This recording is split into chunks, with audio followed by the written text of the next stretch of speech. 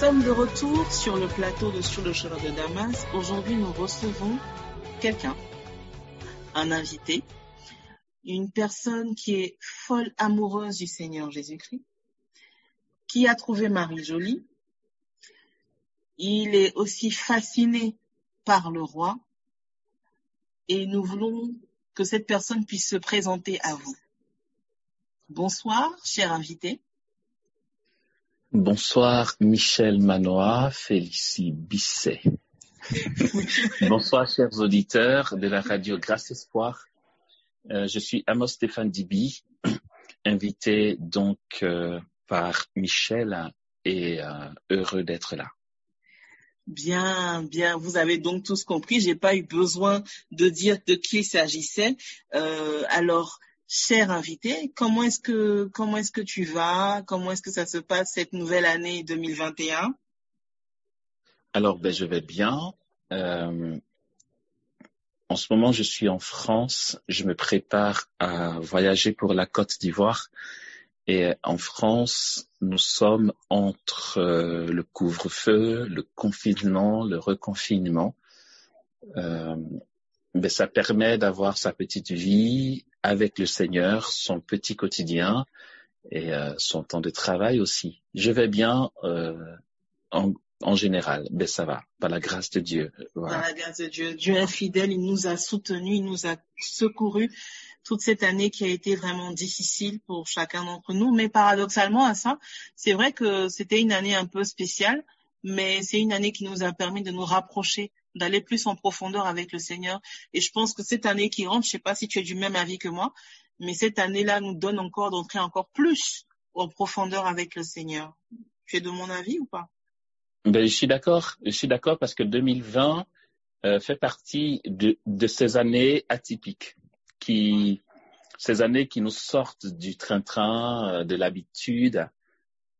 On a été surpris, grosse surprise, bien sûr désagréable, mais qui nous a recentrés sur l'essentiel, qui est le relationnel, l'importance de l'autre, de l'ami, du parent, de ceux qu'on aime, l'importance de Dieu, qui est le seul essentiel de la vie. Avec cette pandémie que nous avons connue, de toute évidence, nous comprenons que la vie de l'homme est juste rien dans les mains de Dieu et c'est lui qui décide. Alors du coup, 2020 nous a préparé à une aptitude intérieure pour chercher Dieu, dans l'espérance que 2021 nous offrira de bons réflexes et de bonnes résolutions aussi, pour mieux nous accrocher à Dieu. Voilà. Alors dis-nous un peu, avant qu'on ne commence en tant que tel cette partie de témoignage que tu nous donnes, mais c'est toujours dans l'esprit du témoignage, toi particulièrement, comment est-ce que tu as vécu ce temps-là? C'est vrai que on a parlé d'intimité avec le Seigneur. Tu n'as pas eu de moments d'incertitude, tu n'as pas eu de crainte quand tout le monde était un peu déboussolé. Comment est-ce que tu t'es senti personnellement? Alors de crainte, d'incertitude, aucunement, à aucun moment. C'est curieux. C'est que je crois, c'est vrai que c'est l'histoire de tout un parcours, de toute une vie aussi, mais j'ai appris, tant bien que mal, à croire en ce que Dieu permet. En fait, je comprends que ça ne sert à rien de s'agiter, ça ne sert à rien de s'inquiéter. Dieu a le contrôle. La seule chose que j'ai gardée bien en face de moi, c'est Amos, est-ce que tu es en état de grâce? Est-ce que tu cultives ta présence dans la présence de Dieu? C'est la seule chose qui importait pour moi. Le reste, comment allait l'humanité, la société, cette pandémie, va-t-elle s'arrêter maintenant, pas maintenant? Non, ça, je ne vais même pas dire que c'était le dernier de mes soucis, ce n'était même pas un souci. Alors, par ailleurs, l'occasion de cette pandémie qui a provoqué des confinements, des couvre-feux, a été pour moi personnellement bénéfique dans ce sens que mon rythme de voyage s'est beaucoup accéléré ces 5 dernières années et il me manquait un petit peu l'organisation d'un quotidien d'une personne lambda. J'ai appris dans le confinement à redécouvrir ce qu'est la sieste, lire un roman. Ben oui, lire un roman, faire la sieste, faire la cuisine, faire du sport, prendre l'air au balcon. Ça fait de longues années que j'avais perdu cette notion-là. Et du coup, personnellement, quoique cette pandémie ne soit pas souhaitable, cette occasion m'a donné une expérience que j'ai trouvée belle, pour ma part en tout cas. Eh bien, chers auditeurs, on va faire une courte pause. Nous allons aller en musique. Vous savez que notre invité est auteur-compositeur. Nous allons donc écouter Jolie.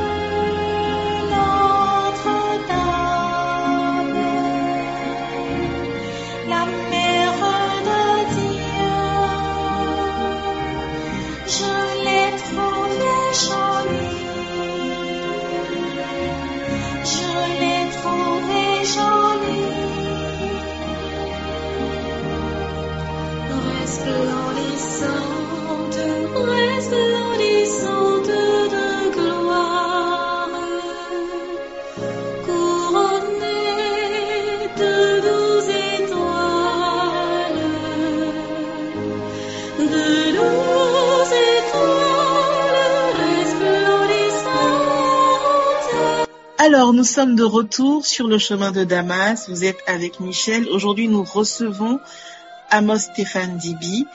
Nous le recevons aujourd'hui dans cette émission sur le chemin de Damas. Vous êtes sur Radio Grâce Espoir. Il va nous partager son témoignage de vie. Nous allons vraiment maintenant entrer dans le vif du sujet. Mais nous allons un peu parler de ce titre que nous venons d'écouter, Jolie. Comment est-ce que t'es venue l'idée d'écrire Jolie? D'où t'es venue cette inspiration de Jolie? Parce que c'est un chant qui transporte. Je veux dire, de tous les chants de l'âme, je dirais que c'est celui que j'aime le plus, personnellement. Ouais, carrément. D'accord. Alors, Jolie est né dans un ensemble du projet Les Chants de l'âme. Ce projet est né d'intuition intérieure. C'est à la fin d'une messe, après la communion, que j'ai perçu dans le cœur, j'ai eu sur le cœur cette intuition compose, compose pour qu'elle chante. Le elle, c'est Andrea. Du coup, je suis rentré docilement, j'ai dit oui à cette proposition que je crois venir de Jésus. J'ai dit je crois. Et je puis dire que c'est vraiment son appel parce que un mois plus tard, je recevais des titres qui ne se sont plus arrêtés, d'accord. J'ai reçu 12 titres en l'espace d'1 mois, ce qui n'était pas le cas avant. Et donc dans ce projet Les Chants de l'âme, un moment est venu où j'ai reçu aussi cette mélodie pour Jolie. Alors, Jolie particulièrement est fondée sur des paroles que je trouve assez simples, assez pauvres et assez belles. Le titre Jolie, la chanson, la mélodie, l'intérieur de Jolie est très pauvre. C'est vraiment, j'ai voulu laisser Jolie dans cette simplicité, cette pauvreté, pour qu'il y ait un reflet de ce qu'est la Sainte Vierge, qui est très simple, qui est très pauvre et qui n'aime pas ce qui est compliqué. Marie est toute pure, toute simple. Alors, les paroles disent, je l'ai trouvée jolie. J'ai vu Notre-Dame, la mère de Dieu. Je l'ai trouvée jolie. On a envie de dire, wow, c'est tout? Ben oui, c'est tout. Alors, on a l'habitude d'entendre que Marie est belle, que Jésus est beau, que le ciel est beau, que les esprits bienheureux sont beaux. On emploie souvent le mot beauté. Dire joli, c'est une expression qu'on n'a pas l'habitude d'utiliser pour les esprits bienheureux, ni pour Jésus, ni pour Marie. Joli, ça fait vraiment le compliment entre frères et sœurs, le compliment du quartier. Elle est jolie, il est joli, etc. Ça fait enfant surtout aussi. Ça fait enfant, voilà. Merci pour le mot. Ça fait enfant, ça fait innocent aussi. Voilà. Oui, alors pourquoi? C'est que les paroles de ce chant m'ont été communiquées par un ami italien qui est voyant, qui a eu plus de 70 apparitions de Marie. Il a eu aussi des apparitions de Jésus. Il a régulièrement l'apparition de son ange. Et cet Italien voyant n'est pas le petit rigolo du quartier. Bien sûr que toutes ces expériences d'ordre mystique sont suivies par la Congrégation pour la doctrine de la foi. Lorsqu'il est passé chez moi, je lui ai posé quelques questions. Je voulais qu'il me raconte comment il a vu Marie. Alors, en tant qu'Italien, c'est sûr que il n'aura pas spécialement le réflexe des bons mots à placer aux bons endroits. Il parle très bien le français, mais il n'en demeure pas moins qu'il est italien. Et il a dit, Marie était jolie, je l'ai trouvée jolie. J'ai trouvé ça original, même si c'est très simple. J'ai trouvé très original de présenter Marie comme une personne jolie, pas spécialement belle comme on a l'habitude d'entendre, mais il a dit jolie. J'ai trouvé ça innocent. Et comme tu l'as dit, ça fait enfant, ça fait simple, ça fait pauvre, ça fait bon enfant, quoi.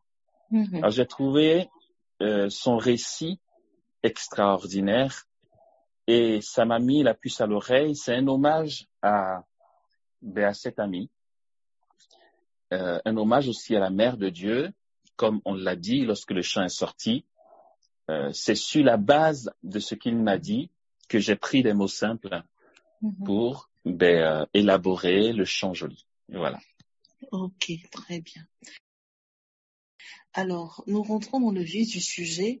Le témoignage que tu vas nous partager, donc ces différentes séquences, ces différentes anecdotes, on a donné ce thème-là. Nous avons donné le thème de « Il m'a tiré de la boue et il m'a séduit ». Alors, on parlait d'enfant tout de suite. Et la première question qui me vient à l'esprit de te demander comment cet enfant, Stéphane Dibi, a rencontré le Seigneur. Comment est-ce que enfant il a rencontré le Seigneur? tu as plusieurs fois eu à partager ton témoignage de vie, donc on sait que tu as été à un moment donné un adolescent difficile, tu as été quelqu'un qu'on craignait le plus, tu avais même ce nom-là, ce surnom de Nino Brown. Euh, voilà, ça, on a beaucoup entendu dans tes différents enseignements, sauf pour les auditeurs qui n'ont jamais entendu ton témoignage. Alors, à ces auditeurs-là, nous vous invitons à écouter les différents enseignements parce il a l'habitude de raconter son expérience avec le Seigneur. Mais là, pour le coup, j'aimerais bien que tu nous parles justement de ta rencontre avec le Seigneur dans ton enfance. Comment est-ce que ton enfance, ton adolescence. Donc, comment est-ce que cet enfant devient ce turbulent et comment ce turbulent rencontre le Seigneur? On va pas trop tarder sur la partie de ton adolescence tumultueuse, mais on va plus peut-être parler un tout petit peu de l'enfance qui va nous emmener directement à ta rencontre avec le Seigneur. D'accord. Pour l'enfance, je suis le dernier de la famille, de frères et sœurs nous sommes 5, de même père et de même mère, et j'en suis le dernier. J'ai perdu mon père quand j'avais 2 ans, et évidemment, je rends grâce à Dieu pour nos mères et pour nos pères.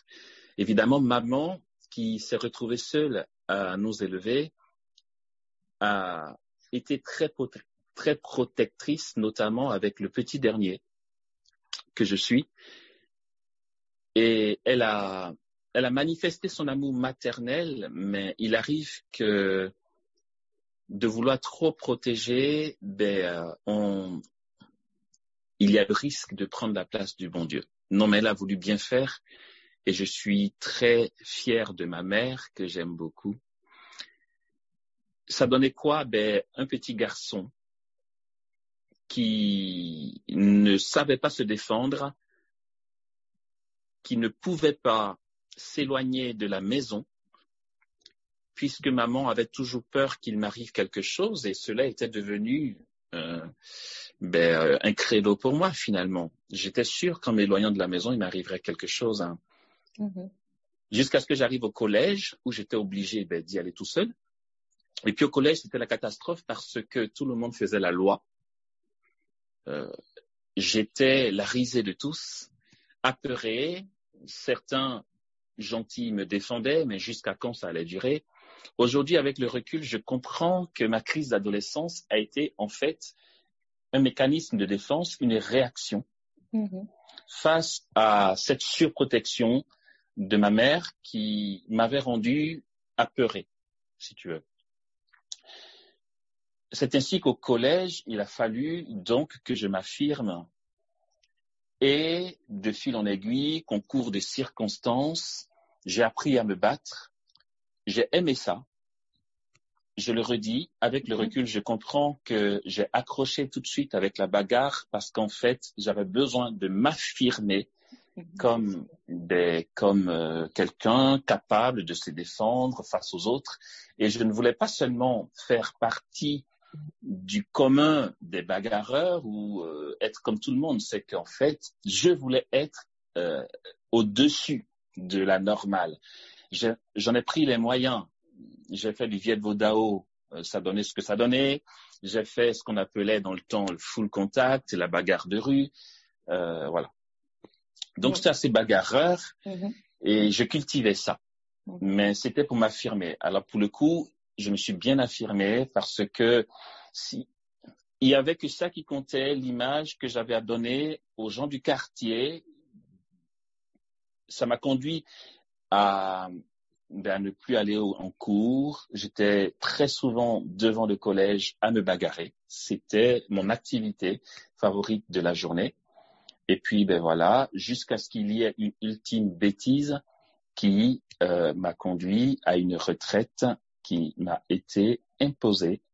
J'aurais pu me défiler. J'y suis allé parce que j'avais besoin de me faire pardonner après cette bêtise qui a littéralement mis ma mère à plat.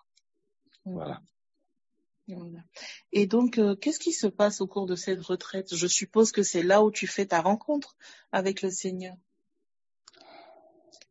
Oui, l'expression est bien choisie parce que chrétien, je l'étais. Je l'étais parce que baptisé, confirmé, j'étais servant de messe d'ailleurs, mais c'était, disons, la période où j'étais le petit garçon apeuré. Et lorsque j'ai basculé dans ma crise, j'ai laissé tomber tout ce côté chrétien qui, pour ma part, n'était pas fun, qui était dépassé, ringard. Et donc, je pars à la retraite et là, oui, s'opère une rencontre. Parce que j'ai été chrétien, mais je l'ai été en obéissant aux parents. Là, j'ai fait une rencontre. Le truc, c'est qu'après la retraite, je dirais 2 mots de comment ça s'est passé après la retraite. Maman trouvait que j'exagérais trop dans mon zèle pour la prière et je lui ai répondu, tu sais quoi, maman, je ne me suis pas converti, j'ai pas arrêté tout ce que je faisais et je ne prie pas pour te faire plaisir. Je fais tout ça parce que j'ai rencontré quelqu'un, justement. Alors, à cette retraite, j'arrive et je rencontre d'autres jeunes. Il y avait à peu près 80 jeunes, dont 70 qui étaient dans le même cas que moi. Et parmi ces 70, il fallait qu'il y ait un noyau dur, une bande restreinte de crânes brûlés, mais il fallait toujours que je sois dans cette petite bande de crânes brûlés. Cette petite dizaine n'allait pas aux enseignements. Quand j'ai vu toute cette bande de jeunes qui n'avaient pas une vie de prière et que les parents espéraient voir changer, franchement, intérieurement, je me suis dit, ça foirait, quoi. C'est surtout pas là que maman peut espérer que je change parce que j'ai trouvé des potes, je me suis fait des potes, on va dire, qui étaient dans le même délire que moi. Pendant les enseignements, on partait dans le bois, l'un avait une bouteille d'alcool, l'autre avait un paquet de cigarettes. Et puis, on se racontait, on parlait des filles, on buvait. Et la retraite devait durer 5 jours. Et le premier soir déjà, on avait commencé notre délire. Le deuxième jour, c'était pareil. Et paradoxalement, je dis paradoxalement, non pas, c'est pas une contradiction, c'est un paradoxe. Paradoxalement, Jésus m'y attendait. 5 jours pour transformer dans la puissance de Jésus le cœur d'un adolescent qui ne rêvait que d'être un bagarreur de renom. Le 3e jour, je vais vite, comment ça s'est passé? Au moment de la sieste, nous étions en dortoir. Au moment de la sieste, je suis avec un autre ami et nous allumons nos cigarettes dans le dortoir. Forcément, ça dérange ceux qui ne fument pas. Et puis, surtout, qu'on papote. Les autres veulent se reposer et nous demandent de sortir. On leur répond, si la fumée des cigarettes vous dérange et si la conversation vous empêche de dormir, allez dormir ailleurs. Donc, sortez du dortoir, nous, on ne bouge pas. De la provoque. C'est ainsi que, ils font intervenir ceux qui nous encadrent et ils contactent le prédicateur qui vient, qui a été jusque-là silencieux, qui ne s'est jamais plaint qu'on ne soit pas aux enseignements. Il était assez calme et je bénis sa mémoire. Marc Kwame, il s'appelle. Il a été rappelé vers le Père, il est décédé maintenant, mais j'ai un bon souvenir de lui. Marc Kwame vient donc au dortoir et nous demande, il nous dit, vous voulez fumer, vous pouvez. Déjà, on a trouvé ça très cool. Pour des adolescents, on est sûr que les adultes vont nous engueuler. Je me suis dit, voilà, il va faire le compte rendu à ma mère et ça va être encore la catastrophe. Mais quand il vient, on le trouve super cool. Il dit, vous pouvez fumer, il n'y a pas de problème. On ne vous empêchera pas de fumer. Waouh, première bonne nouvelle, il est trop cool ce mec. Il nous dit, fumez juste à l'extérieur, par respect pour les autres, c'est tout ce que je vous demande. Non mais, on ne pouvait pas espérer meilleure issue que ça. il ne s'est pas énervé, il ne nous a pas engueulés, il ne nous a pas posé d'interdiction, il nous exhortait juste à respecter les autres. Je veux dire, il inspirait l'obéissance, ce gars. On est sortis tous les deux et avant de nous laisser, il a juste dit, c'est dommage que vous ne profitiez pas d'être dans cet endroit pour changer. Et il est parti. Et puis tous les deux, on s'est trouvés bêtes en fait, en se regardant dans les yeux en train de fumer. Et c'est comme ça que on s'est dit l'un à l'autre qu'en réalité, ce serait cool qu'on change des choses parce que chacun sait, on a beau dire, les adolescents ont beau dire, mais on sait toujours les difficultés éventuelles que l'on rencontre, même si on fait l'autruche et qu'on ne veut pas les reconnaître. Il y a certaines choses qu'on aimerait changer, surtout quand on est accro. Et donc, on se le dit, et puis mon ami et moi, on se dit, tu vois, il est cool, on peut lui parler parce qu'il n'est pas lourd, il n'est pas prise de tête. On peut peut-être se confier à lui. On décide d'aller le voir, il nous fait asseoir et on lui déballe notre paquet. Je lui dis que j'aimerais changer, mon ami lui dit qu'il aimerait changer et on lui déballe tout ce qu'on fait de mal. On fait ci, on fait ça et on fait ça et on fait ça et on fait ci, on fait ça. Voilà, je vous épargne la liste, pas édifiant du tout. Et puis il nous dit très bien, c'est entendu, mais je suis désolé, je ne peux rien faire pour vous. Oups, ok. D'accord, merci pour la bonne nouvelle. Il dit, je ne peux rien faire pour vous. Donc, il nous voit un peu déçus, et on l'était, c'est sûr. On s'attendait à ce qu'il dise, c'est bien, je vous encourage, c'est trop bien que vous vouliez changer. Non, il est très calme et il nous répond qu'il ne peut rien pour nous. Il nous dit juste, je connais quelqu'un qui peut tout pour vous. Lui, il peut vous aider à changer, comme vous le souhaitez. Vous voyez la pièce là-bas, ça s'appelle un oratoire, et à l'intérieur, il y a le tabernacle. Dans le tabernacle, il y a la présence réelle de Jésus. Jésus est dans la chapelle, est dans l'oratoire. Je vous invite à y aller, tous les deux, et à dire à Jésus, textuellement, tout ce que vous venez de me dire, et dites-lui que vous voulez changer. Lui, il peut vous faire changer. Il peut tout pour vous, pas moi. Nous y allons.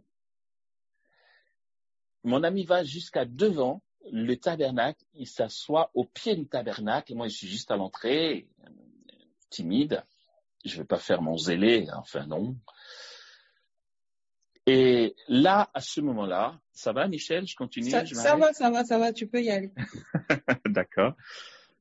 Chaque fois, je me dis, je vais faire court et je ne sais pas comment je fais pour faire long. C'est incroyable. Vas-y, ça va aller. Alors, je vais prendre le dernier virage. Alors là, on s'assoit et puis, dans le silence de nos cœurs, on parle à Jésus. Bon, j'ai dit à Jésus, écoute, voilà quoi, le prédicateur nous a invités à venir te voir, on est là quoi.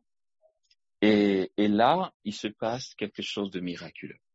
Oui, je puis le dire, c'est miraculeux, c'est extraordinaire. Et après toutes ces années, je suis encore incapable de décrire précisément ce qui s'est passé. L'oratoire a été saisi, enveloppé, rempli d'une présence. Je dis d'une présence, je sais que c'est la présence de Dieu, mais je parle en des termes, j'utilise ces termes pour me mettre dans la peau de cet adolescent qui ne comprenait pas grand-chose de ce qui se passait. L'oratoire est rempli d'une présence, une présence pacifiante, une présence qui comble. Mon cœur est comblé d'amour, mais je sens à un point l'amour de Jésus qui me saisit. Je ne sais pas comment il s'y prend, mais je suis convaincu de son amour. Son amour traverse tout mon être. Mon cœur est gonflé d'amour pour lui. Les larmes me montent et je n'ose pas me lâcher parce que je suis intimidé par la présence de mon ami. Mais le temps que je lutte pour conserver mes larmes, j'entends un sanglot à quelques mètres de moi. C'est mon ami qui sanglote devant le tabernacle. Et du coup, c'est comme s'il me donnait le feu vert. Moi aussi, je me lâche. Nous sommes deux dans cet oratoire à sangloter. Je ne sais pas pourquoi lui pleurait. Moi, je sais pourquoi je pleurais. Je découvrais que Jésus m'aimait. Mais c'était une histoire de fou, comme on dit. C'était la folie. Je découvrais l'amour de Jésus pour moi, mais ce n'était pas genre je réalise qu'il m'aime. Non, je découvre, je vis cet amour. Ça me saisit. Je suis comblé, je suis bien en sa présence et je pleure d'être aimé à ce point. En fait, c'est non seulement qu'il me manifeste qu'il m'aime, mais il me donne de vivre cet amour, de l'expérimenter, et je suis comblé par son amour, au point que je pleure d'être aimé. Et c'est tellement intense la manière dont il m'aime que je pleure aussi à la pensée que je l'ai offensé pendant ma crise d'adolescence, alors qu'il a un tel amour pour moi. Je pleure d'avoir blessé l'amour, je pleure d'avoir blessé celui qui m'aime et qui m'a toujours aimé. Et je réalise qu'en fait, dans mes pires bêtises, il m'aimait à ce point. Et ça provoquait plus de sanglots. Et la troisième raison pour laquelle je pleurais, c'était est-ce que je suis à la hauteur d'un tel amour? C'était tellement intense. C'était radical.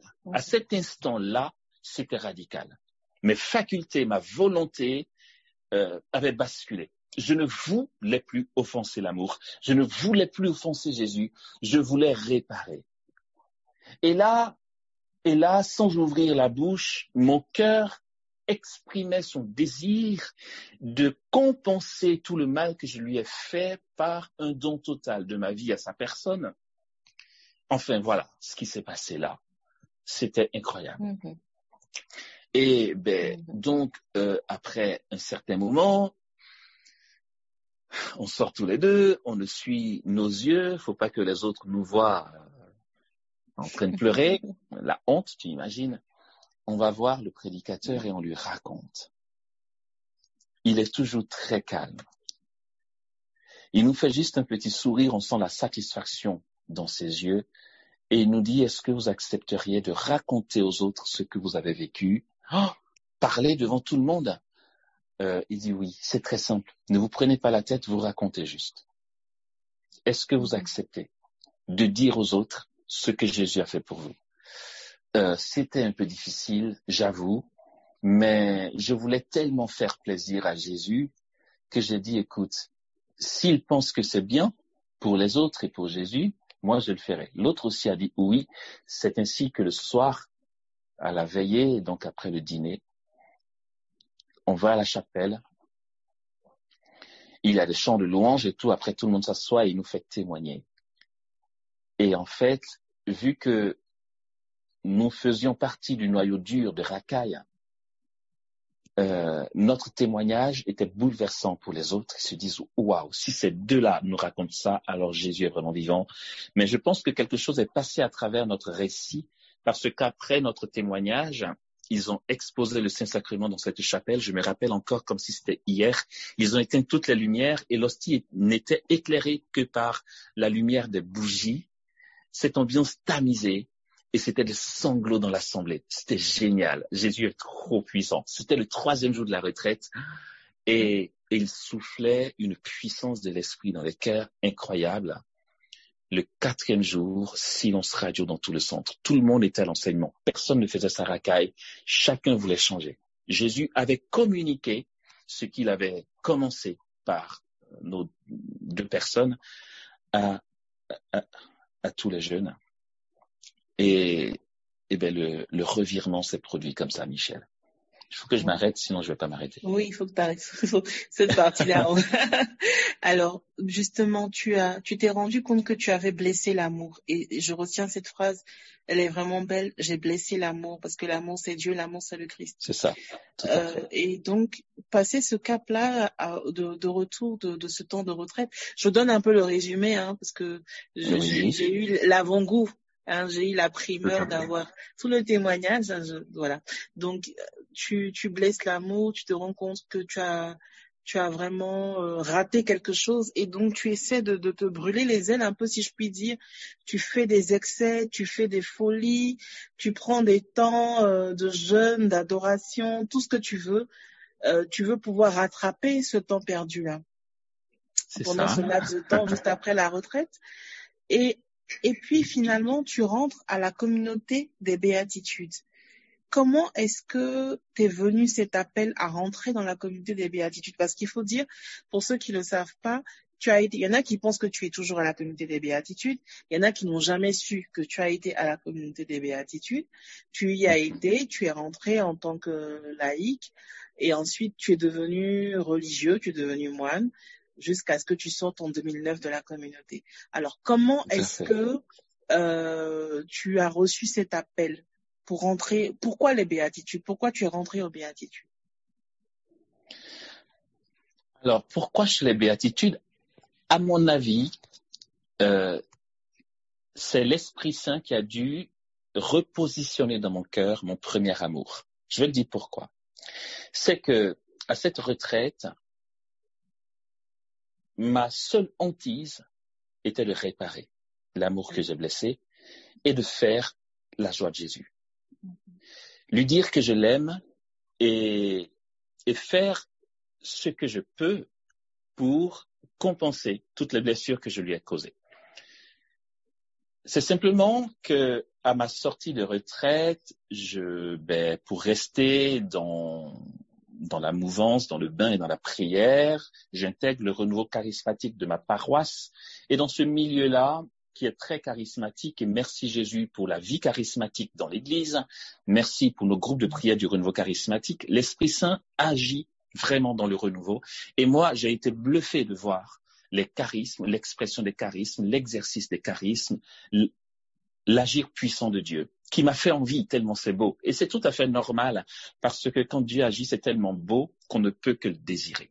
J'ai désiré vivre cette vie charismatique et j'ai pris les moyens dans la prière pour que l'Esprit Saint m'accorde des charismes, jusqu'à ce que, à un moment, le premier amour me soit rappelé lors d'une prière personnelle.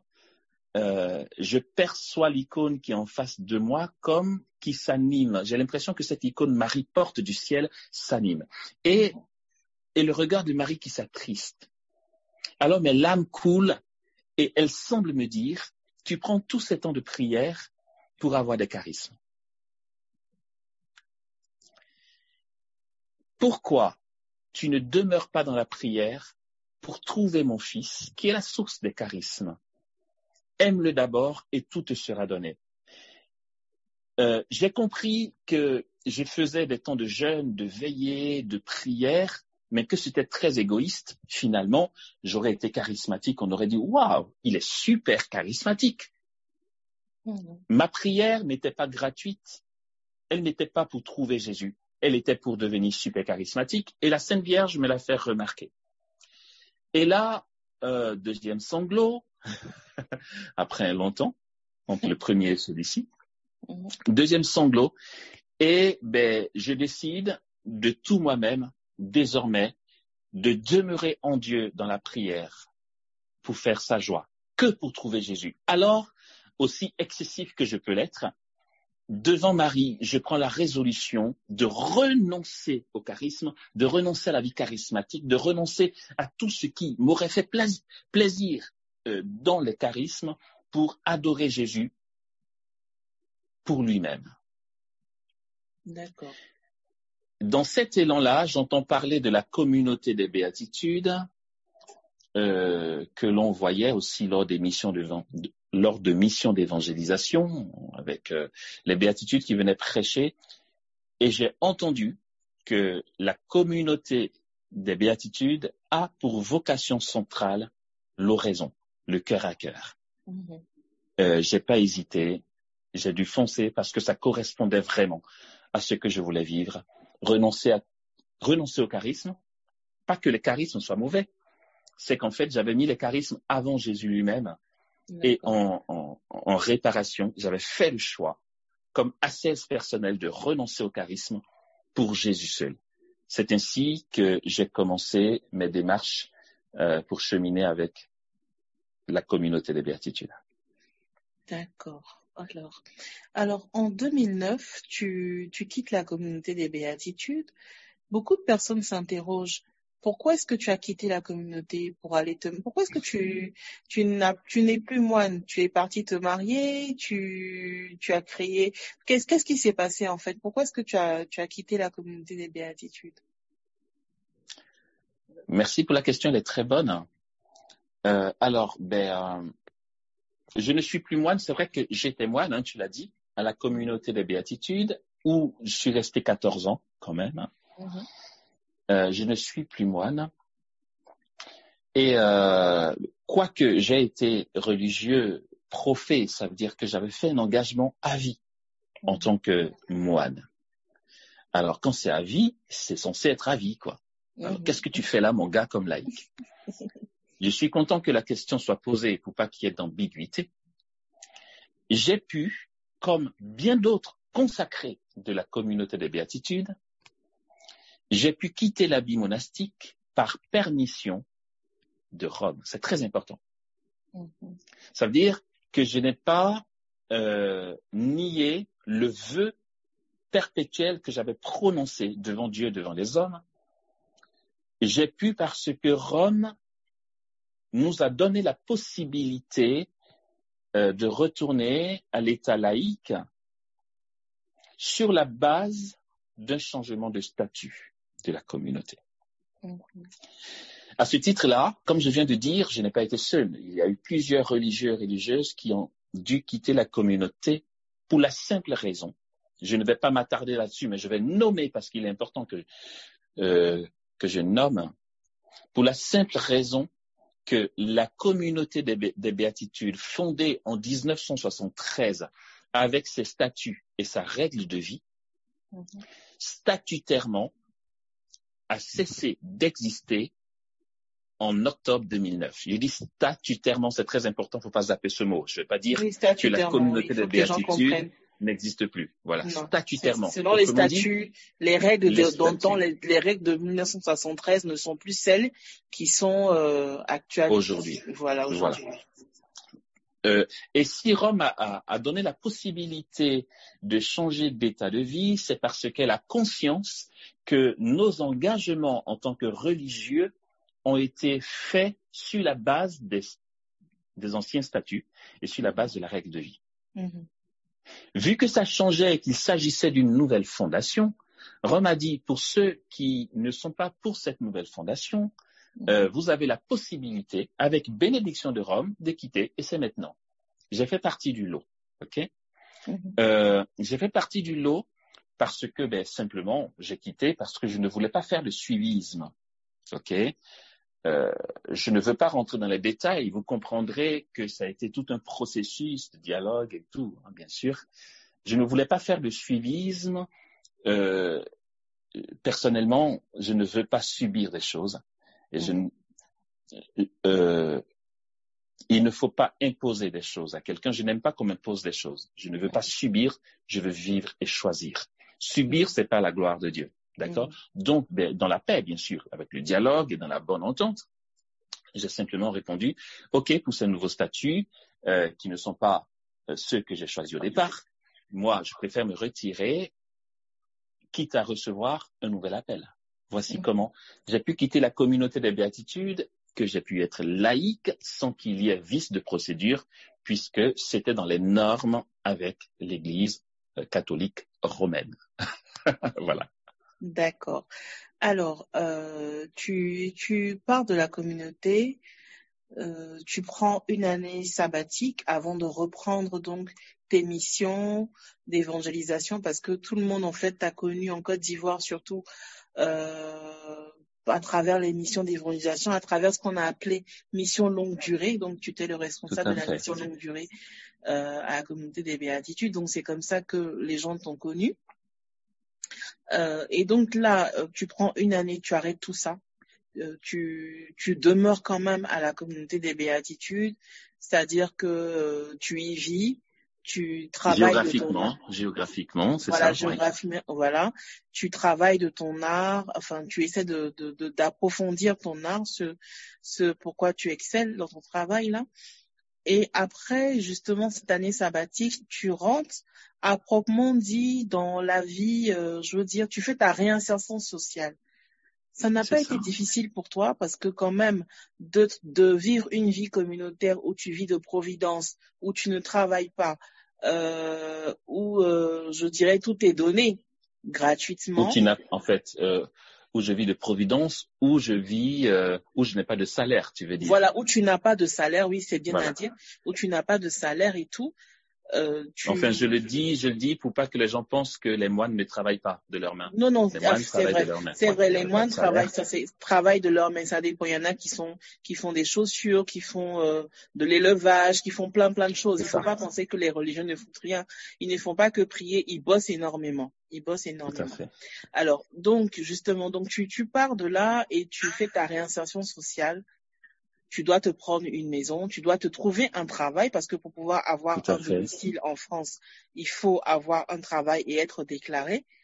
Comment tout ça se passe dans ton esprit? Comment tu vis tout ça? Alors, pour le coup, franchement, là, j'ai joué la carte de la prière et de l'abandon à la providence pour que les choses s'ouvrent. Quand je parle d'abandon à la providence, ce n'est pas le fait d'attendre que d'autres personnes viennent me donner à manger, c'est que la providence m'aide à me réinsérer. Je compte vraiment sur la providence pour pas que ce soit plus compliqué que ça. Pendant une année sabbatique, après ma sortie de communauté en Bretagne, dans une maison de la communauté des Béatitudes encore, mais pour le coup, j'étais accueilli, non pas membre de la communauté. Là, je peins et je prie pour mûrir aussi ma décision de quitter définitivement la communauté. Alors, c'est que la providence a été très rapide. Elle ne m'a pas laissé souffler. La providence ne m'a pas laissé de répit entre ma sortie et le travail acharné tout de suite. C'est que je suis parti de la communauté en décembre 2009 et dès janvier 2010, j'ai un coup de fil pour une commande, une grosse commande de tableaux, une personne que nous connaissons bien, Michel, toi et moi, oui. qui m'appelle en France et qui me passe une commande de 50 tableaux. Waouh! Ok, ben, on part l'affaire, et puis vu ce que ça représente, ben, j'ai le luxe de me prendre un billet d'avion pour venir peindre en Côte d'Ivoire. Je pars de la Bretagne, je prends l'avion, je viens en Côte d'Ivoire et je bloque 1 mois et demi en Côte d'Ivoire pour produire les 50 tableaux. Cette personne, je vais la nommer, je tiens à la nommer parce que pour moi, c'est un hommage, c'est une reconnaissance. Et s'il entend mes propos, qu'il sache que je lui suis très reconnaissant et que Dieu me donne la grâce de l'être jusqu'à la fin de ma vie et même pour toute l'éternité, c'est Freddy Kwame, qui a été disciple de l'agneau.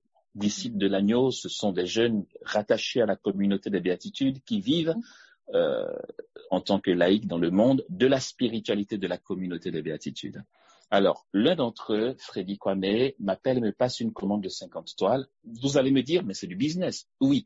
Pourquoi je lui suis reconnaissant? C'est que mon séjour en Côte d'Ivoire ne se termine pas quand Freddy s'approche et me dit, écoute, j'ai eu à cœur dans la prière qu'il fallait que je te soutienne dans ta profession, dans ton art, dans ton envol, après la communauté.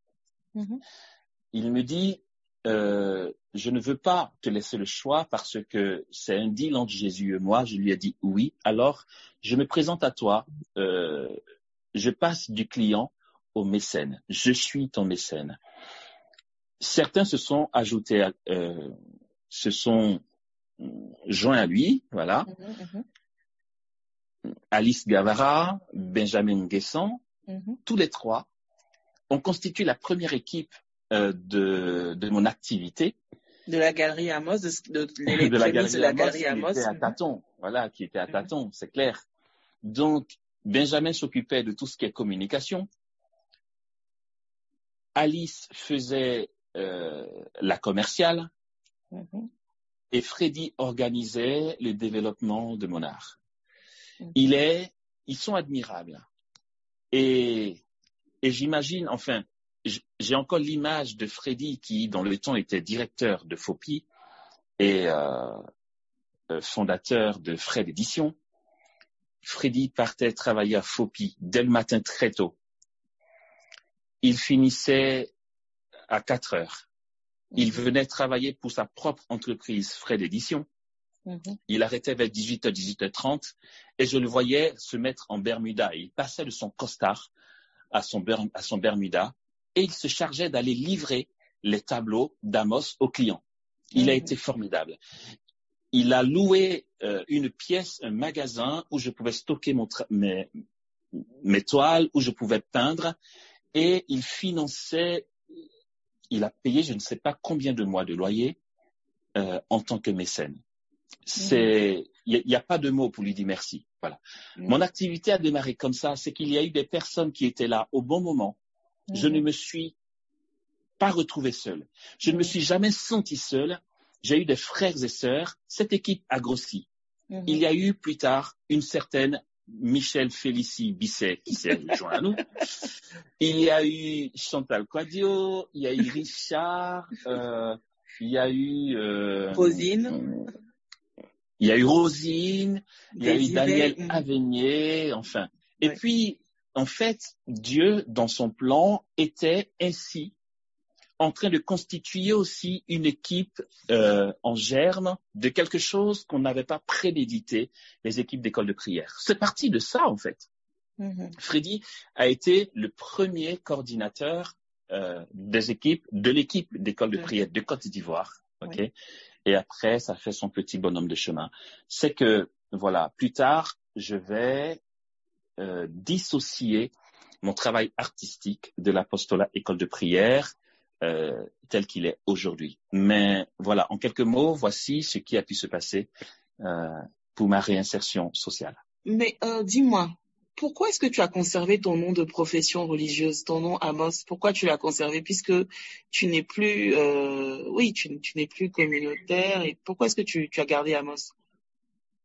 Alors, pour 2 choses. Ou 2 choses et demie.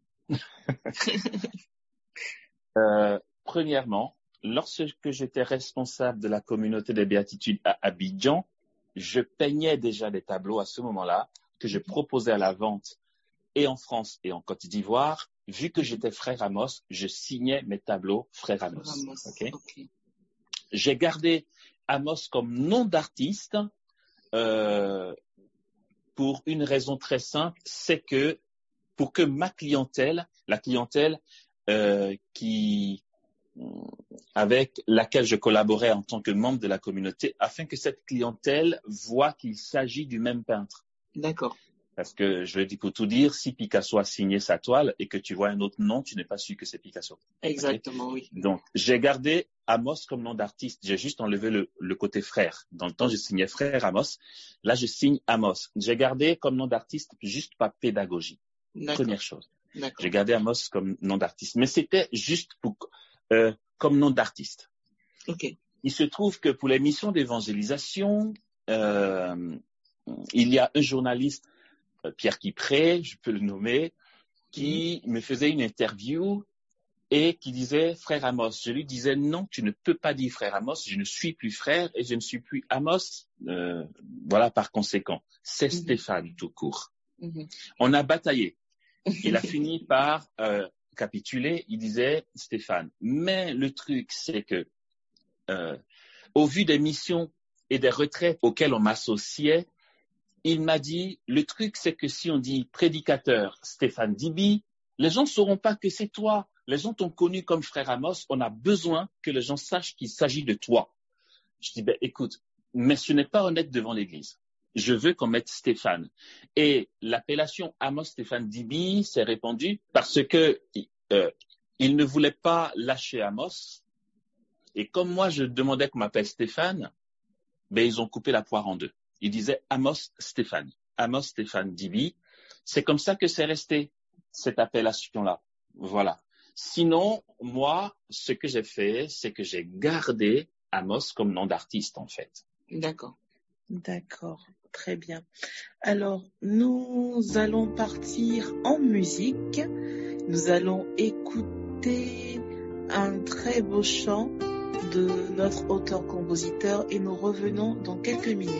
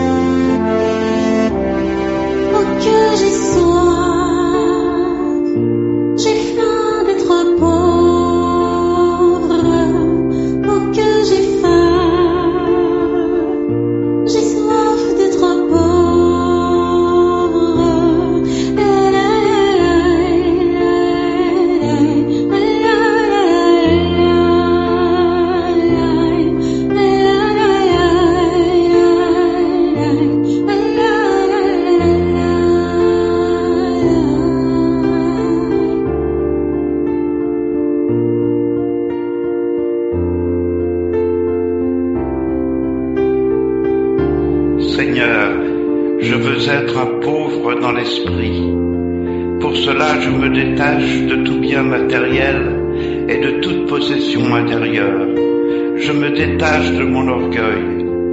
Je me détache du visage que je veux donner aux autres pour être humble et doux de cœur. Je me vide de moi-même pour que tu me remplisses. Je ne veux plus vivre pour moi, mais pour toi et pour les autres. Je veux pouvoir dire ce n'est plus moi qui vis, c'est le Christ qui vit en moi. Amen. Chers auditeurs, nous sommes de retour sur Radio Grâce Espoir. Vous êtes dans notre émission Sur le chemin de Damas.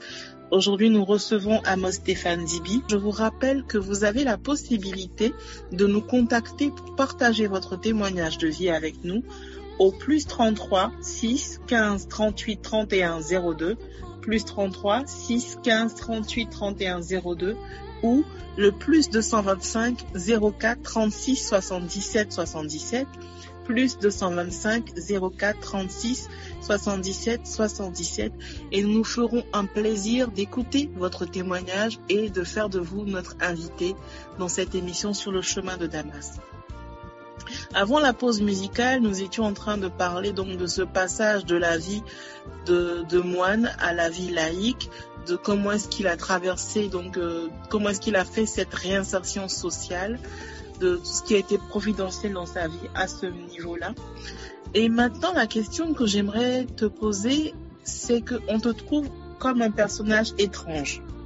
Tu es une personne qui dérange. Déjà par tes... Oui, tu déranges énormément. Par tes propos, souvent on se dit, mais celui-là, attends, il est prétentieux, pour qui il se prend? Est-ce qu'il ne fabule pas? Est-ce que... Voilà. Tantôt tu es dans le mur, tantôt tu es dans le sol, tantôt tu es à tel endroit, on ne comprend pas trop bien pourquoi et qu'est-ce que tu racontes. Ça, c'est d'une part. Deuxième chose, c'est que tu parais être quelqu'un d'incompris. Plusieurs fois, personnellement, alors bon, c'est vrai, il a dit, je ne cache pas, chers auditeurs, je fais partie de son équipe, il a été mon responsable à la communauté des Béatitudes, donc c'est pour ça que je ne peux pas le vous voyez comme mes autres invités, donc c'est pour ça que il y a beaucoup de détails que je sais.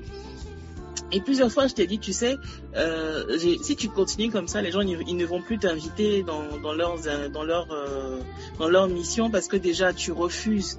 Quand on te dit, on te remet de l'argent parce que tu as fini de prêcher, tu refuses.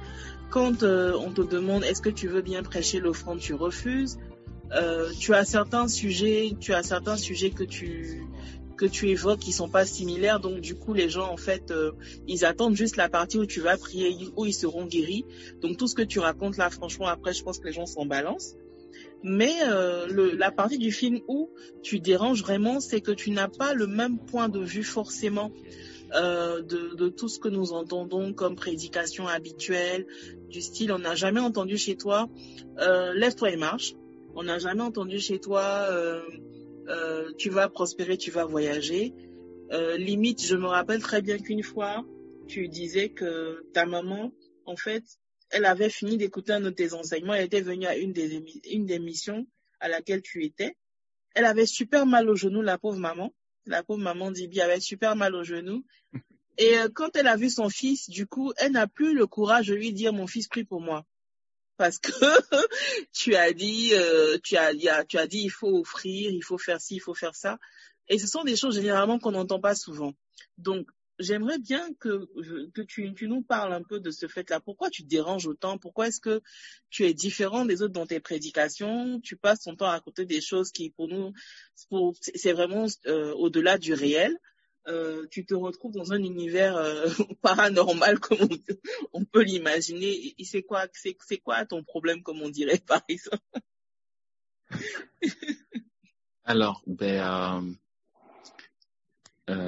s'il est vrai que je dérange, je le découvre avec tout le monde.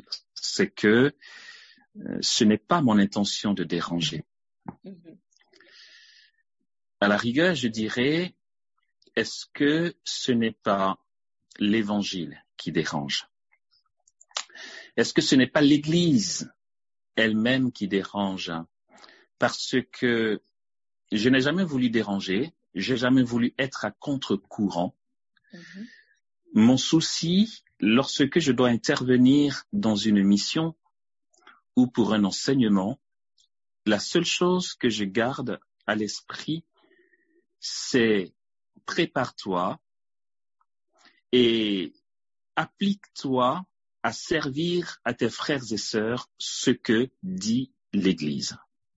C'est ma seule préoccupation, c'est ma préoccupation majeure quand je dois développer un thème ou partager un thème avec mes frères et sœurs.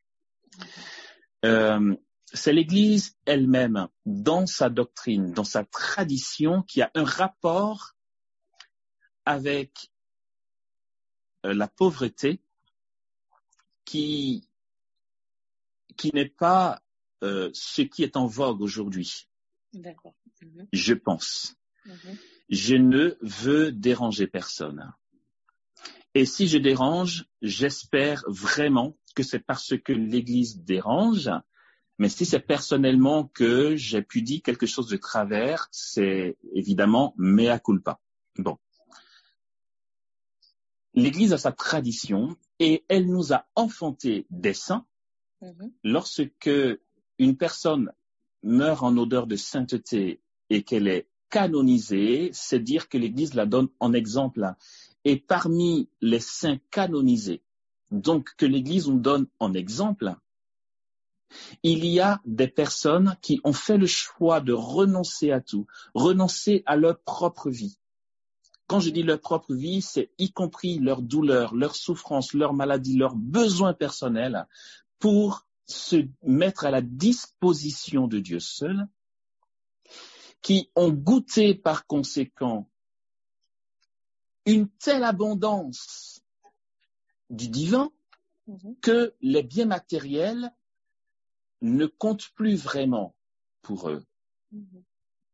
Il me vient François d'Assise, il me vient Antoine de Padoue, il me vient Thérèse d'Avila, Jean de la Croix, Pierre d'Alcantara, et puis la liste est sans fin.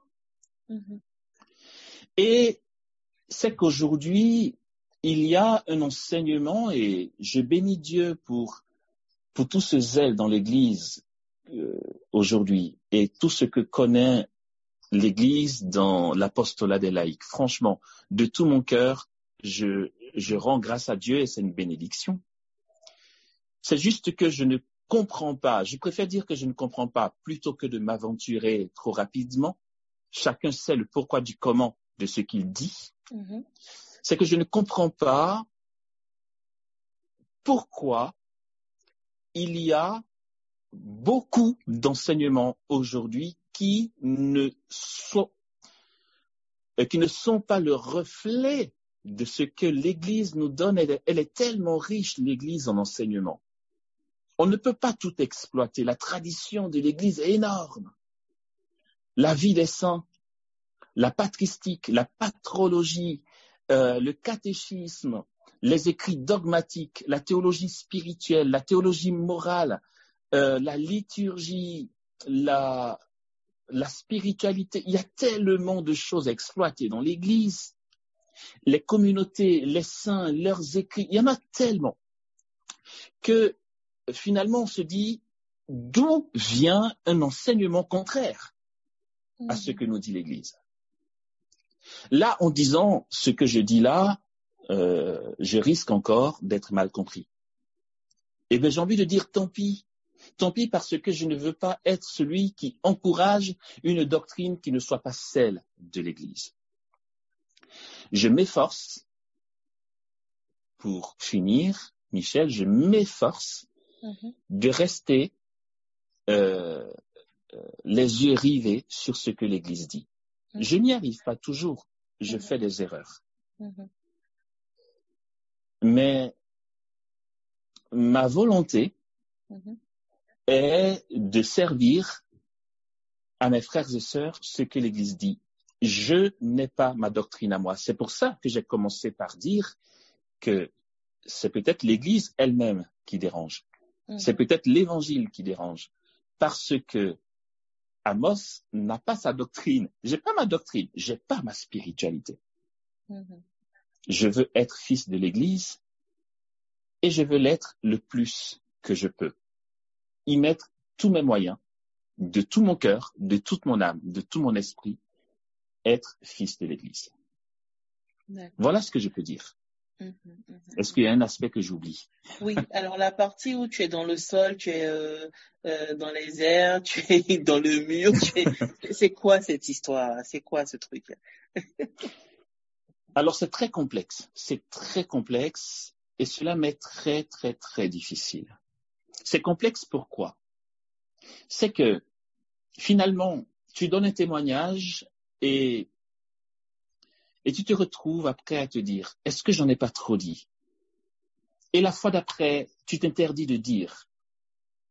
Et après coup, tu n'es pas bien en toi d'avoir fait fi de ce que Dieu t'a mis sur le cœur. Et puis on s'ajuste, et puis on tâtonne, et puis on avance. L'audace n'est pas un orgueil. L'audace, au contraire, est un signe d'humilité. On manque d'audace par peur de se tromper. Et pourquoi on a peur de se tromper? On a peur d'être humilié, on a peur d'être jugé, on a peur d'être mal compris. Je fais le choix de l'audace. L'audace est donnée par le Saint-Esprit. Alors, tantôt, tu parles et tu te dis, j'en ai peut-être trop dit. C'est le cœur de l'homme qui est compliqué et malade. On n'est jamais vraiment satisfait. Mais qu'importe. Est-ce qu'on a à être satisfait? Est-ce qu'on a à faire plaisir à l'auditoire? Est-ce que mon rôle est de faire plaisir à ceux qui m'entendent? Est-ce que mon rôle est d'édulcorer mon message pour me faire aimer? Ou est-ce que je suis envoyé par mon baptême pour témoigner d'une vérité, la vérité du royaume des cieux, la bonne nouvelle du salut en Jésus-Christ qui est l'évangile? Est-ce que c'est pas pour ça, plutôt, que je suis baptisé et envoyé? Alors, chemin faisant, on en arrive à se dire, Seigneur, ce qu'il te plaira qu'il se passe.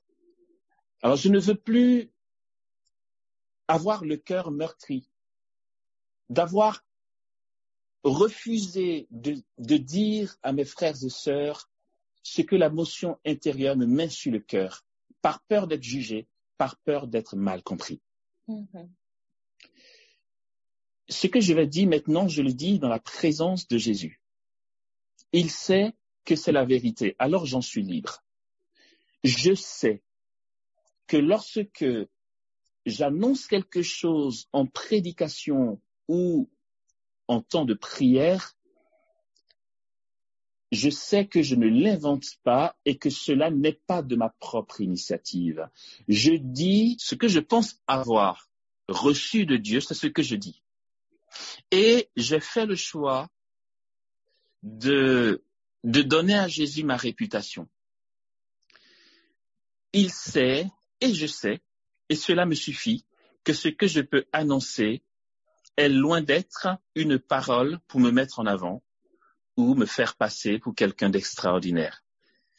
Tout au contraire, il y a pas mal de gestes que je pose, de paroles que j'annonce, que j'aurais voulu ne pas annoncer. Jésus m'en est témoin.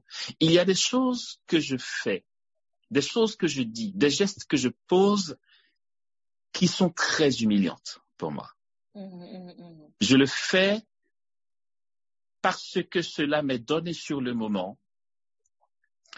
Et je veux grandir, je ne suis pas humble, ça c'est le moins qu'on puisse dire. J'aimerais juste grandir dans l'humilité. L'humilité, c'est la vérité. Alors je décide d'être dans le vrai. Quand parfois, lors d'écoles de prière ou de missions d'évangélisation, je dis, je suis dans l'assemblée, je suis beaucoup dans l'assemblée, c'est quoi cette parole qui sort de nulle part et qu'on n'a pas l'habitude d'entendre? Je le sais.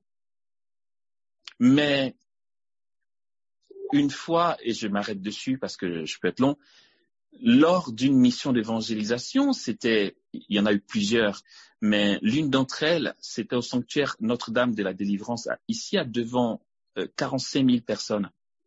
Jésus voulait guérir. Sauf que là, j'ai annoncé que j'étais éparpillé dans l'assemblée, alors que tout le monde me voyait debout sur le podium. J'aurais tellement voulu ne pas dire cette chose. Mais posons-nous 2 secondes et réalisons. 45 000 personnes. On te dit, allez, on te confie la prière d'intercession. Tu as 1 heure pour prier pour 45 000 personnes. Par quel chemin? Aussi limité que nous sommes, aussi limité que je suis, par quel chemin peut-on passer pour que 45 000 personnes soient visitées par la grâce, si c'est pas Jésus qui fait? Alors ce jour-là, j'ai supplié Jésus face à mon rien d'agir. Je ne sais pas comment il l'aurait fait, mais j'ai fait le vœu, de lui obéir. Je lui ai dit, Jésus, je vais t'obéir. Je vais obéir à la moindre motion que tu voudras bien faire naître dans mon cœur, pour que ce soit toi qui fasses et non pas moi.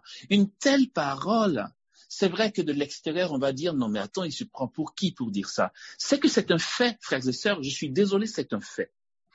Ça peut être un fait sans que je l'annonce, je vous l'accorde, mais si c'est un fait qu'il faut que j'annonce, et que c'est le chemin par lequel Jésus veut passer pour agir, je ne veux pas m'interdire de le dire, ça ne m'appartient pas de décider de le dire ou non.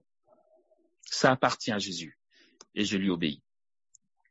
Je pense qu'on peut se laisser choquer très vite pour très peu. Oui. Je sais devant Dieu et en conscience que je ne dis pas certaines choses pour me mettre en avant. Je sais que je le dis et j'annonce des gestes prophétiques parce que Jésus me met sur le cœur de l'annoncer. Je fais pauvrement ce qu'il me dit de faire. L'autre question, c'est qui dit que c'est Jésus qui te le dit? Je ne sais pas répondre. Ça, c'est l'Église qui répondra. C'est l'Église qui atteste d'un charisme. Ce que moi je constate et ce que l'Assemblée constate, c'est que le geste prophétique que je crois avoir reçu de poser porte son fruit et qu'il y a des guérisons tangibles, palpables, vérifiables. Aujourd'hui, par prudence, on a relevé un certain nombre. On a fait un listing, de personnes guéries avec contact à l'appui pour que si l'Église décide de se pencher sur l'affaire, que les personnes viennent témoigner. Je finis en disant, je crois avoir reçu « couche-toi par terre » ou « touche l'arbre qui est là-bas » ou « annonce que tu es dans l'arbre qui est de l'autre côté ». C'est vrai que c'est fait très bizarre. Et en l'annonçant, demande à ceux qui veulent guérir de toucher l'arbre pour qu'ils guérissent. Je le fais. Et moi, face à Jésus, je crois que c'est lui qui agit parce que les personnes touchant cet arbre en question sont vraiment guéries, quoi. Et les fruits sont constatables. Est-ce qu'il fallait passer par ce chemin-là? Je ne sais pas. Est-ce qu'il fallait absolument dire ce que tu as dit et faire ce que tu as fait? Je ne sais pas s'il fallait absolument. Je sais juste que moi, je ne peux rien, que je ne sais pas faire, que je ne peux pas faire, que je suis incapable de rien du tout. Aussi, tellement vulnérable, je préfère obéir scrupuleusement, au risque d'être mal compris, scrupuleusement à ce que Jésus me dit, plutôt que de ne pas le faire. J'ai dit beaucoup de choses. Je ne sais même pas si j'ai répondu à la question. Tu as répondu effectivement à la question. Je tâtonne, je patauge parce que c'est très complexe, justement. Si, tu as répondu effectivement à la question. Et moi, pour rebondir un peu sur ce que tu es en train de dire, pendant que tu me parlais, il y a une image qui me venait, une image de quelque chose qui s'est passé dans le temps. Je vais parler de l'histoire de Sainte Bernadette et des apparitions. Elle a fait quand même quelque chose d'étrange. La Vierge Marie lui a demandé de manger, c'est ça? De se badigeonner de boue. De boue. De creuser même... creuser à main nue. À main nue. Voilà. Et de mettre la boue sur son visage. Voilà, pour pouvoir... C'est très curieux. Voilà, et pour que, justement, cette fameuse source de Lourdes soit ce qu'elle est aujourd'hui. Donc, c'est quand même quelque chose d'étrange. Et ce sont donc des choses qui arrivent, chers auditeurs. Ce sont des choses qui arrivent. Voilà. Alors, et il y a même notre Seigneur Jésus qui a pris de la boue, qui a craché par terre pour mettre sur les yeux de quelqu'un. C'est quelque chose d'étrange aussi qu'il a fait. Voilà. Exactement. Alors, en exégèse, le geste de Jésus, le geste d'Élie, je sais plus si c'est Élie ou Élisée qui demande à Naaman de se plonger cette fois. Je sais plus. J'ai un bug. Moi aussi, j'ai un petit bug. Et donc, Naaman le Syrien plonge cette fois dans le Jourdain et sa peau redevient comme celle d'un petit enfant. C'est pas dit que d'autres malades aient été guéris de la sorte. C'était un geste ponctuel pour ce moment-là, pour l'occasion précise. Ça s'appelle la geste prophétique, d'accord, en exégèse. Donc, ça existe. De toute évidence, bon, pour ceux qui ne le savent pas, ça existe dans l'Église, la geste prophétique où le geste en lui-même isolé paraît complètement fou, bizarre, incompréhensible. Je comprends bien qu'on puisse dire, mais bon, allez, Amos, qui nous dit que tu es si inspiré qu'il se passe avec toi des gestes prophétiques? Je vous l'accorde. Mais les gestes en eux-mêmes existent dogmatiquement, ça s'explique en Église. Voilà. Nous sommes pauvres, et que Dieu nous sanctifie et qu'il nous ramène à ce qui est ajusté. Pour l'heure, je ne veux pas ne pas être docile aux inspirations du Saint-Esprit. Alors, Naaman, le Syrien, c'était Élisée. C'était plutôt Élisée. Voilà. C'est ce que je croyais, mais je n'étais plus sûr. Merci, Michel. Alors, on a passé un très, très, très beau moment avec toi, en ta compagnie. Avec toi, quand on parle, on s'arrête jamais. Mais il va falloir pourtant s'arrêter pour cette émission. Nous bénissons le Seigneur pour ce partage. Nous avons ouvert donc cette année cette émission avec toi. Nous espérons que nous aurons plusieurs autres témoignages. Et comme je l'ai dit au départ, à l'entame de cette émission, nous attendons pas forcément des personnes qu'on connaît, des personnes qui sont venues devant l'Ambon pour prêcher ou pour voilà. Nous attendons des personnes comme tout le monde, des chrétiens catholiques comme tout le monde.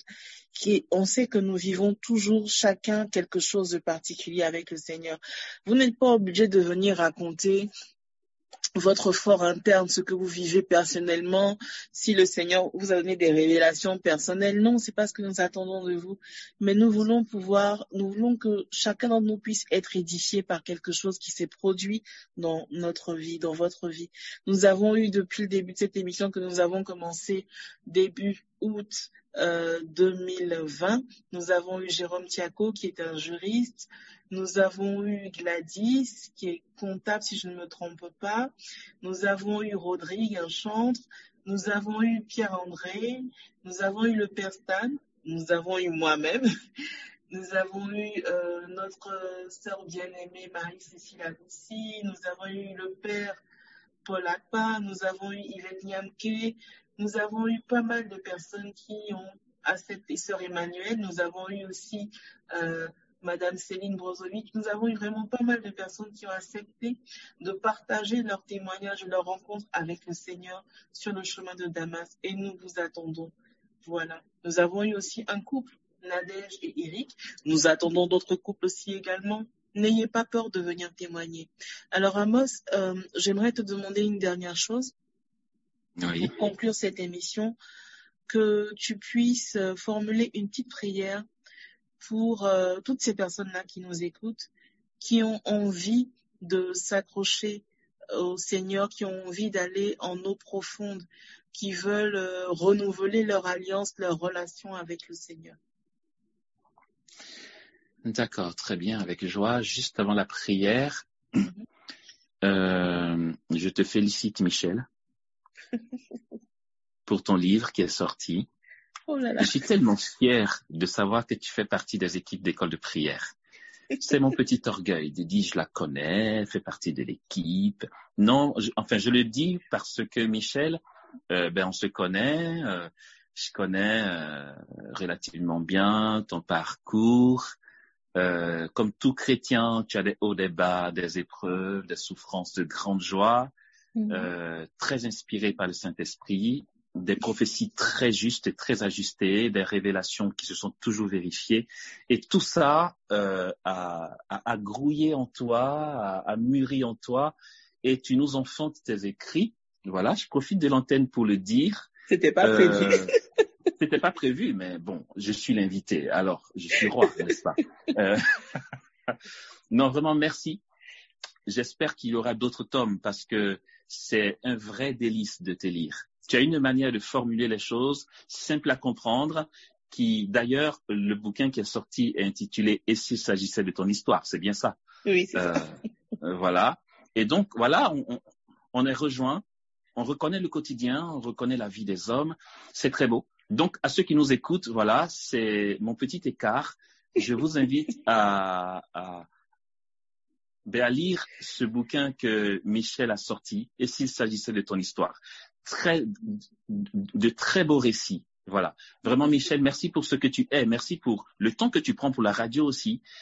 Par toi, je dis merci au père Stanislas Atobra, aux techniciens, à toute son équipe, à toutes ces belles choses que vous faites.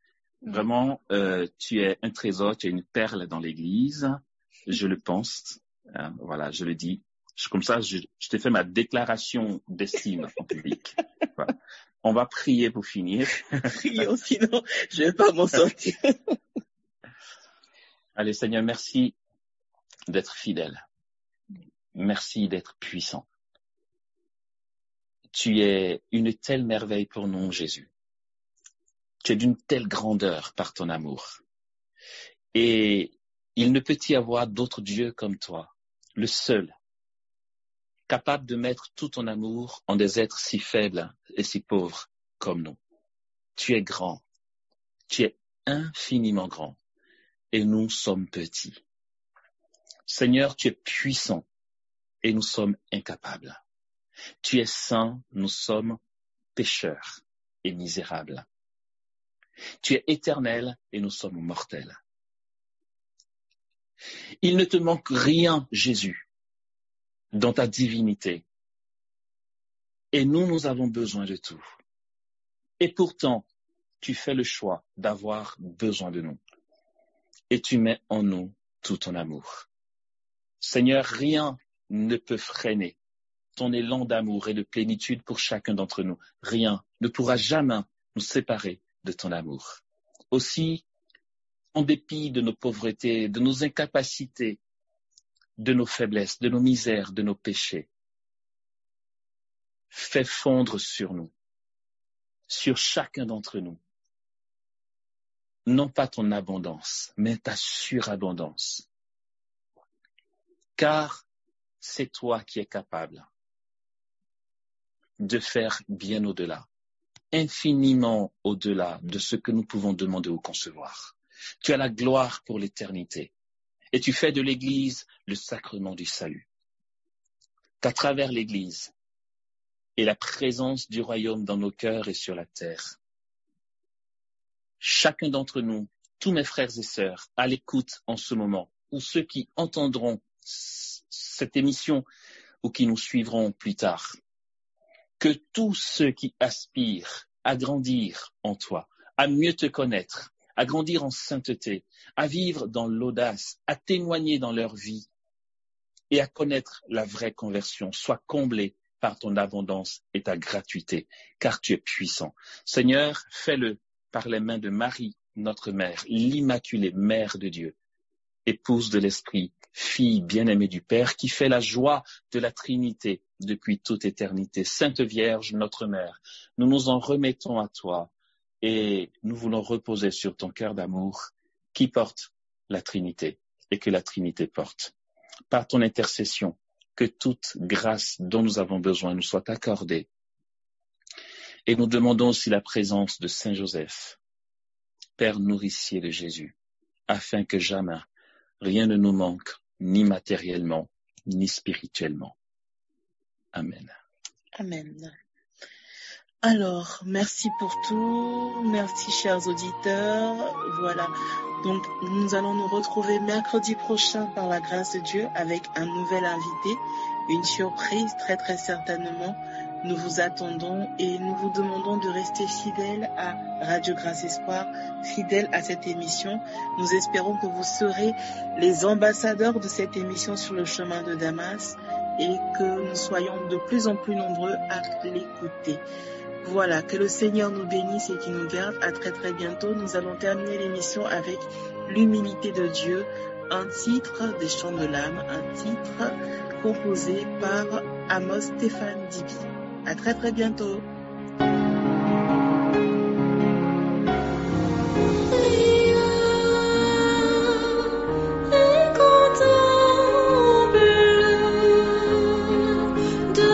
Son trône.